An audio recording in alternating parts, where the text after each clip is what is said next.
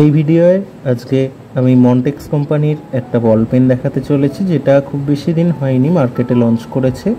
সেটা হচ্ছে মন্টেক্স কোম্পানির কপার টাচ। এই হচ্ছে মন্টেক্স কোম্পানির কপার টাচ পেনটা। ওভারঅল ফুল বডি কিন্তু এটার প্লাস্টিক, আর প্লাস্টিকটা হচ্ছে কপার কালার প্লাস্টিক।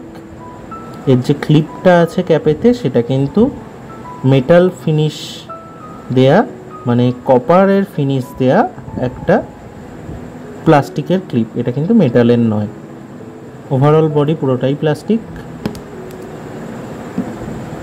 এই যদি গ্রিপটা দেখেন, গ্রিপটা কিন্তু এরকম প্লাস্টিকের ডিজাইনার গ্রিপ অ্যাভেলেবেল আছে, ট্রায়াঙ্গুলার সিরিজে সাজানো আছে।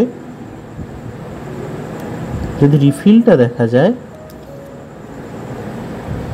রিফিলটা কিন্তু এই রকম একটা নর্মাল বল পেনের যে রিফিল হয় সেই রিফিল এখানে মন্টেক্স প্রোভাইড করেছে।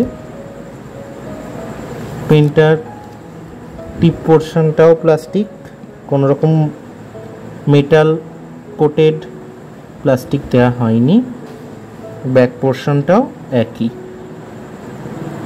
এবার লিখে দেখা যাক রাইটিং পারফরমেন্স কীরকম মন্টেক্স কপার টাচের। আমি একটা ডায়েরির পেপারে লিখে দেখব কীরকম লেখা পড়ছে।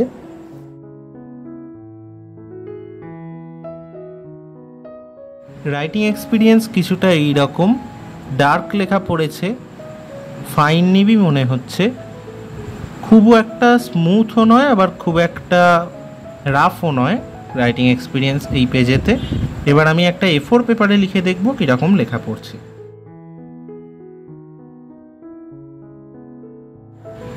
A4 পেপারে রাইটিং এক্সপিরিয়েন্স কিছুটা এইরকম, একটু স্মুথ মনে হলো যেহেতু একটু হাই কোয়ালিটির পেপার, ডায়েরির পেজের তুলনায় কিছুটা হাই কোয়ালিটির পেপারের ক্ষেত্রে।